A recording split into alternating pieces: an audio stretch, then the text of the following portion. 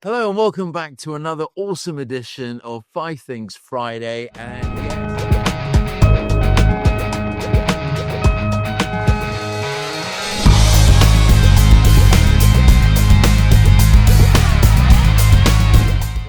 Mr. Ryf Quail is back.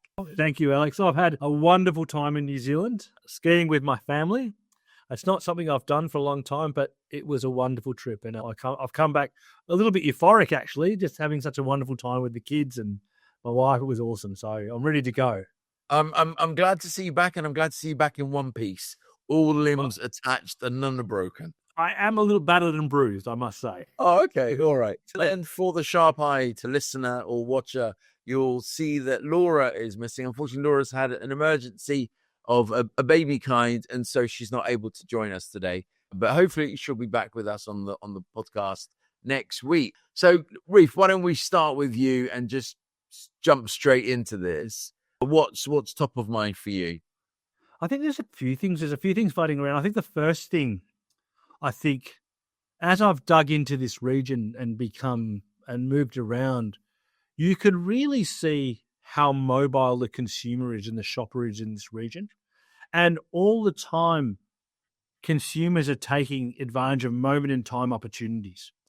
In recent times, we've seen the weakening of the yen in Japan. And so what's happened is we've seen this amazing surge of tourism to Japan. And Japan is quite a static market in terms of population. In fact, it's shrinking. But we're seeing growth in retail in Japan, and in major retail precincts, 10 to up to 20% of retail spend is driven by tourism. Wow. Now, that is mind-blowing, right? You know, for a major retail precinct in Tokyo, maybe up to 20% of the retail spend is coming from a tourism dollar. That's a massive achievement for a retailer, and that's a big portion. And 20% could be the difference between, making a lot of money and just breaking even. So that's pretty interesting. Then you're seeing the other thing that you're seeing in the region is there is disparity between markets. So if you think about Hong Kong and southern China as regions, as part of China, Hong Kong has the legacy of price.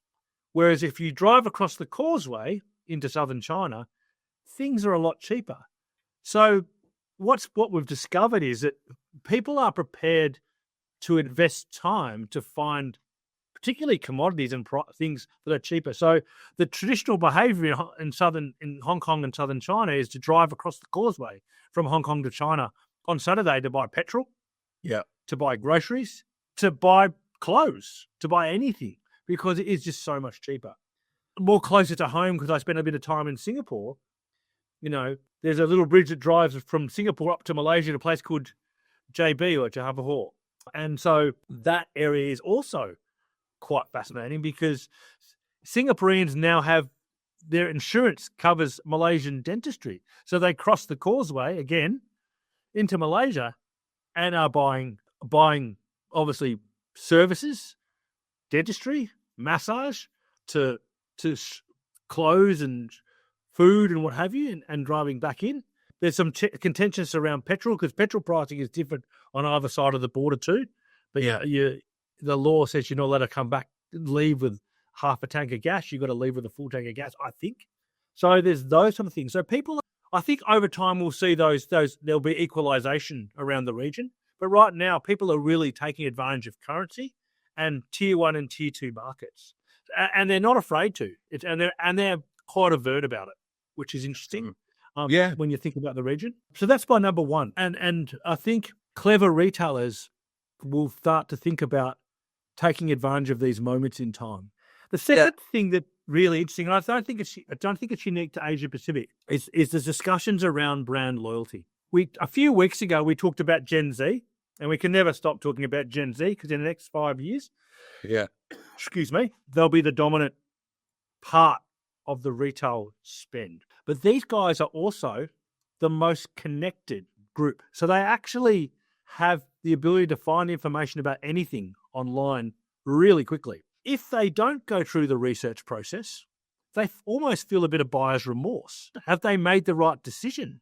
right? Yeah. And you can see it with their politics. You can see it with their retail experience. So what you're seeing is this erosion of brand loyalty because they're so connected that they're making the rational is overcoming the emotional part of brand loyalty because it becomes a very rational decision when you've got so much information at your fingertips. Yeah. It's the tension, in the car industry, we talk about, do I buy a sports car or do I buy a Volvo? One's a rational decision and one's an emotional decision.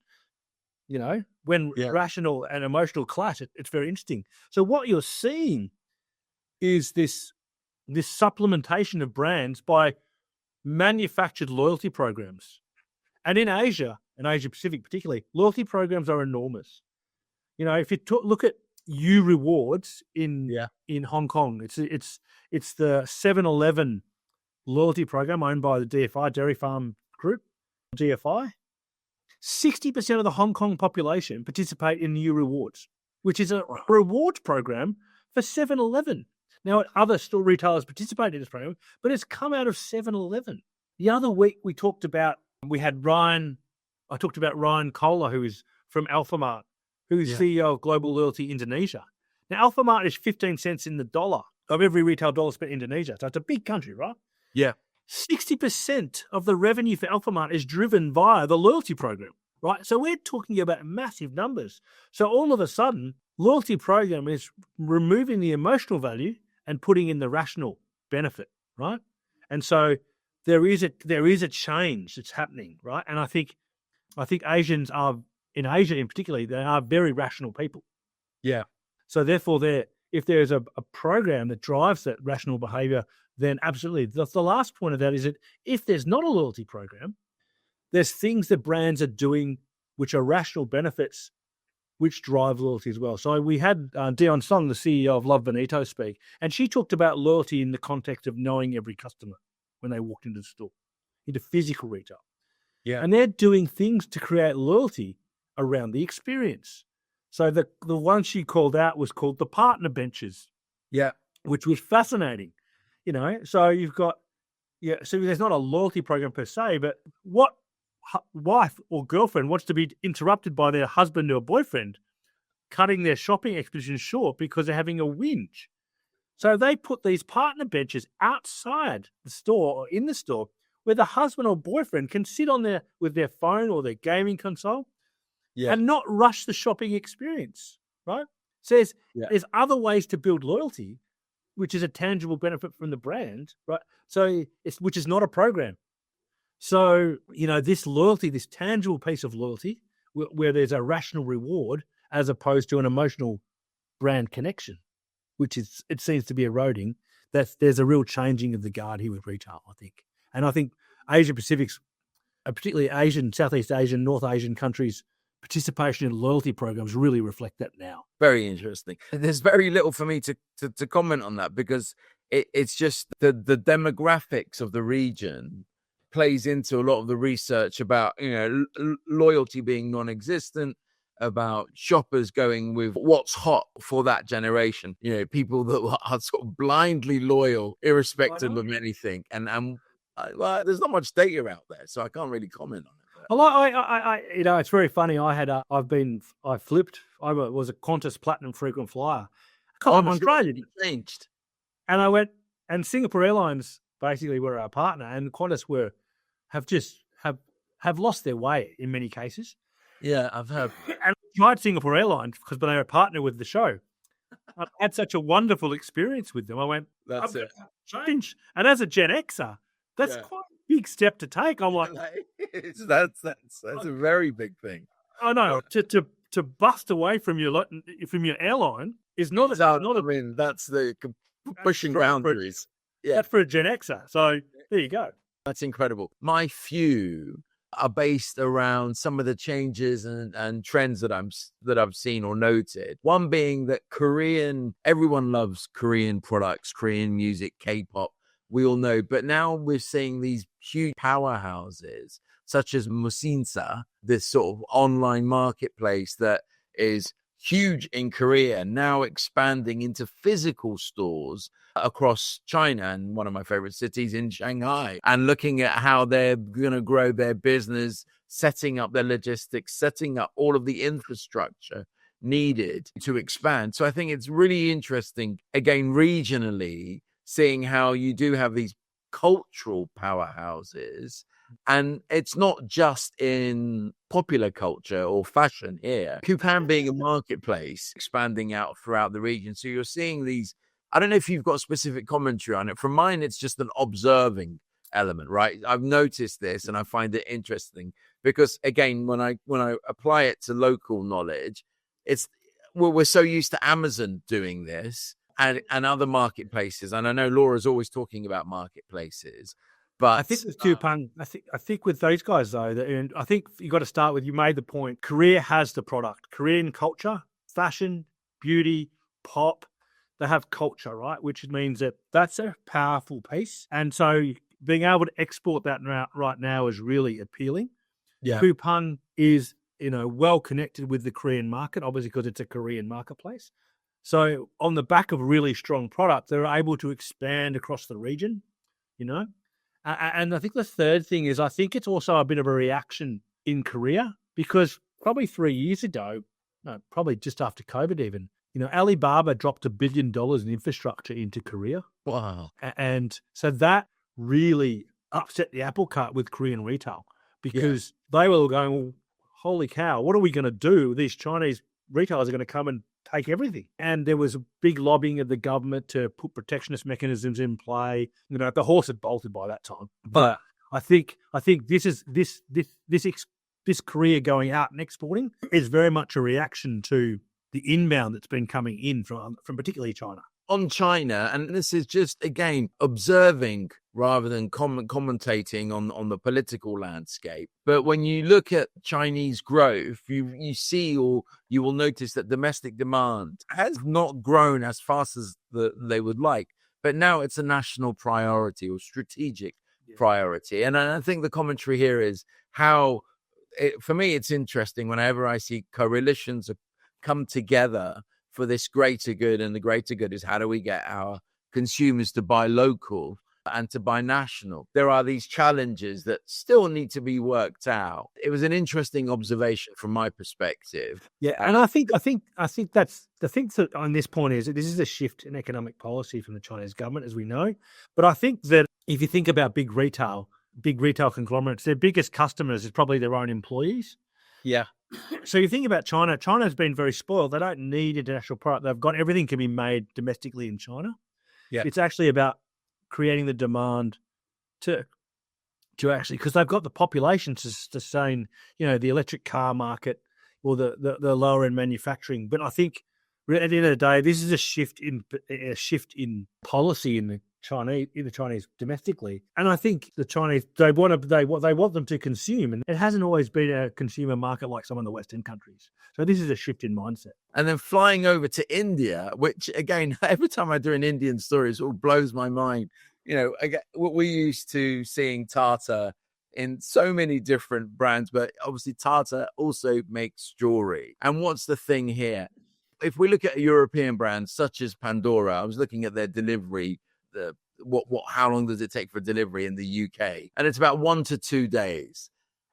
In India, one of the highest new categories that's sort of booming in quick commerce is jewelry, and jewelry to be delivered in minutes, in 15 minutes or under, which I was like, I know you've got a specific use case that you've had experience of. But again, these are sort of these little waves, little echoes of trends that I think when we look at growth opportunities across the world, you think, okay, maybe some categories are underserved from an infrastructure perspective. But here we have one of the main brands in India offering under 30-minute delivery, which I just thought was incredible. I don't know if you want to share your story, Ryf. Yeah, well, I think just adding to this, I think the quick commerce piece, I think it was led by grocery, and when grocery takes hold of a retail e-commerce category, the tide rises all boats, so it drags everyone along. So grocery is a routine purchase as opposed to buying jewelry, which is more sporadic. But I think if you put this quick commerce concept together, it's a low wage cost, high density living, big populations in an urban area. You could play it across anything now because Indians are so used to it and are happy to pay for it. The use case we talked about was the conversation I shared with you around. I had lunch with in I think November, December last year with the CEO of the Retail Association of India and his wife while they're in Sydney visiting for the cricket. And there was a good bit of banter there, I can tell you that right now, but we won't talk about that now. But what's really interesting was I was asking, where could quick commerce stretch to? What are the categories? How diverse can it get?